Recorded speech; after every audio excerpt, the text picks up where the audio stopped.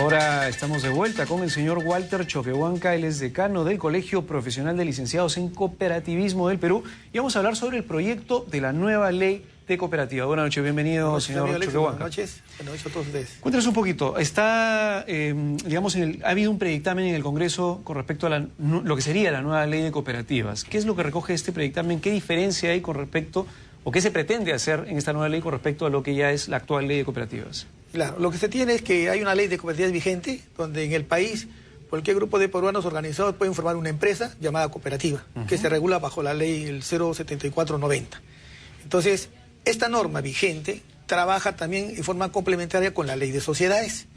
Entonces, la ley de cooperativas vigente, lo que no está en la ley de cooperativas, se complementa con la ley de sociedades. Es en la parte de organización, constitución y funcionamiento. Y en la parte tributaria está de acuerdo al impuesto a la renta, el IGB, en función de las normas dadas el año pasado sobre el acto cooperativo. Entonces, de todo esto, ¿qué se puede hacer en la nueva ley? En el lado... ¿O qué se está proponiendo actualmente en el dictamen? El predictamen trae como novedad que la nueva ley de cooperativas no dice con cuántas personas se forma una cooperativa. La nueva ley propone que sean 12 o sean 50 en el caso de ahorro y crédito. Está limitando un número mínimo de socios. Y para ahorro y crédito le está poniendo un tipo de capital social mínimo, porque la actual ley... Pero sí establece entonces el número. Establece, porque en la actual ley no figura ni el capital mínimo, ni el número mínimo de personas para formar una cooperativa. Ya, ok. Entonces, eso lo está ordenando. De acuerdo, es decir, para que la gente nos entienda, estamos hablando de una cooperativa, puede ser, por ejemplo, que un grupo de gente que está inmerso en una actividad como el de, qué sé yo, el de... vivienda, de limpieza o lo que fuere. Cualquier actividad empresarial. Juntarse y asumir, no armar una sociedad anónima, sino armar una cooperativa, donde ellos son trabajadores y a la vez son accionistas, digamos. Propietarios y dueños de la organización. Dueños. Entonces, ese y grupo trabajadores social, a la vez. Ese grupo social se genera su propio autoempleo. Y normalmente se dice que las cooperativas están formadas por personas de la base de la pirámide social, que a través de un esfuerzo comunitario tratan de salir adelante a través de un emprendimiento, que es el formato cooperativo. Entonces, el formato cooperativo existe en el Perú desde hace muchos años. La primera ley fue la 15260 del año 64. Pero con la diferencia que tenía rango constitucional. Estaba en la Constitución la promoción, la defensa del cooperativismo. En la Constitución del 93 no existe. Entonces prácticamente salió del esquema de la Constitución. Pero eso no quiere decir que las cooperativas desaparecieron. La necesidad de los grupos organizados de la base de la pirámide social necesitan sus propias empresas.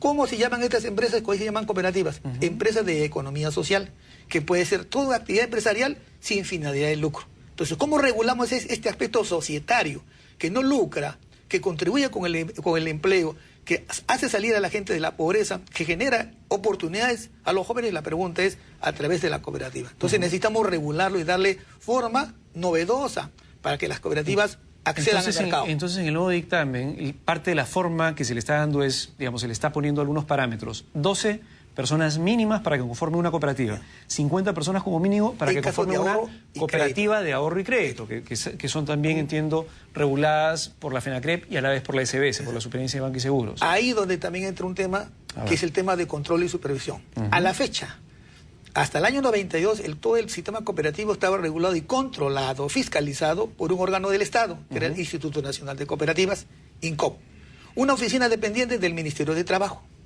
El año 92 se disolvió este organismo y se quedó sin efecto el control de las cooperativas. Solamente las de ahorro y crédito pasaron a la SBS y a través de una norma posteriormente pasaron a la FENACREP. Las demás cooperativas que existen en el Perú a la fecha no tienen control del Estado. Ahora, ¿qué no tienen control del Estado en el sentido...? Porque asociativo, interno, regulatorio. ¿Qué significa? Que si usted forma una cooperativa cafetalera, de servicios múltiples, educativa, de mercado, se forman los socios, se inscriben en registros públicos y empiezan a trabajar. Cualquier problema interno en esta organización, como cualquier empresa en el Perú, al Poder Judicial. Y ahí viene el tema del abuso del derecho, donde los dirigentes de las cooperativas se adueñan de la organización y el socio, que es débil, con un poco capital, ¿cómo va a litigar 1 año, 2 años, 3 años para ser reincorporado a la cooperativa? Porque no tiene los recursos. Entonces tenemos casos que incluso han llegado hasta el Tribunal Constitucional para que el tribunal, después de 5 años, lo reponga de socios en sus derechos. Entonces en el proyecto de ley ha salido una figura que se llama el defensor del socio. Pero necesitamos los socios de las cooperativas como dueños y el defensor del socio. ¿Y quién es el defensor del socio? Y la ley propone que se va a nombrar un defensor del socio de uno de los miembros del directorio. Pero la pregunta es, pero si los dueños propietarios, si son dueños de su empresa, no necesita que nadie lo defienda. Claro. Más bien que respeten sus derechos. Entonces el tema de las cooperativas mayormente no es el tema del mercado. Porque los que están en ahorro y crédito, los créditos lo colocan en función como está la tasa del mercado, los plazos del mercado, los riesgos del mercado, calificación del mercado. Igual están los cafetaleros, el platanero. O sea, ese es el mercado el que regula la oferta y la demanda. Ahí no puede entrar el tema cooperativo. El tema cooperativo es el tema societario, la forma jurídica. Entonces hay que regular eso. Entonces la pregunta, ¿el Estado puede y debe asumir la regulación de estas empresas del Perú? En muchos países en el extranjero la legislación comparada dice que sí. Dice que sí debe hacerlo. En primer lugar, para ser garante de estas empresas en el mercado. Pero hacerlo bajo qué esquema. Por ejemplo, la Ley General de Sociedades es una ley, digamos, sobre la cual le da el marco jurídico al hecho de que dos personas se quieran reunir, armar una empresa y vender zapatos. Muy bien. Ok, en el caso de la cooperativa, 12 personas, supongamos que sale el nuevo esquema, se les ocurre, digamos, hacer ellos mismos autoemplearse y hacer una empresa de servicios múltiples. Muy bien. ¿De acuerdo? ¿Bajo qué esquema tendría que regular la legislación, la organización interna? Tendría que darle un marco jurídico base, pero no entrar, digamos, ahí. Claro, lo que pasa es que hay dos tendencias. Seguir como el esquema actual liberal, donde el Estado solamente da las normas para trabajar y cada uno se autorregula y cualquier problema societario al Poder Judicial como cualquier empresa, caso con lo que tú indicas.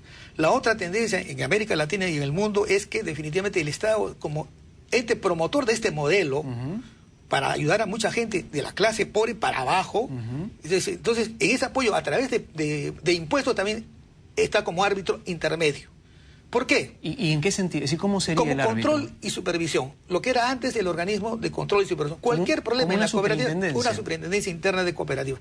Cualquier problema interno en la cooperativa, uno hacía la denuncia y el procurador venía, intervenía a la cooperativa, removía a los dirigentes, sancionaba y al Poder Judicial. Es decir, eso no está actualmente. No está. Bajo este dictamen... Este dictamen ha propuesto algo que todavía viene un poco discutiéndose un poco si es bueno o es malo. Que sean las mismas cooperativas agrupadas en su organismo de gremio, a través de su federación, ellas asuman el control y supervisión de las propias cooperativas afiliadas. Es como decirle que a los bancos... Que la CONFIEP... Que los bancos regule su federación de los bancos a los bancos. Que la CONFIEP a todas las empresas que usted dice. Y que los gremios de MIPES a sus MIPES. Y como decir que... Y eso no funciona, porque ellos mismos son los dirigentes de la misma federación. Claro. Entonces ellos mismos van a controlar lo que ellos mismos son elegidos. Entonces hay lo que le llama la superintendencia en su proyecto de ley, se llama conflicto de interés. Y eso, por eso que ellos han pedido que este control pase exclusivamente a la SBS, para el caso de ahorro y crédito. Porque ya han determinado que ahí existe un conflicto de interés, que eso no permite una buena regulación y control. Ahora, que eso sea bueno o malo, en opinión de algunos le parece malo, en algunos de otros le parece bueno. Pero es tema de apreciación y de discusión y de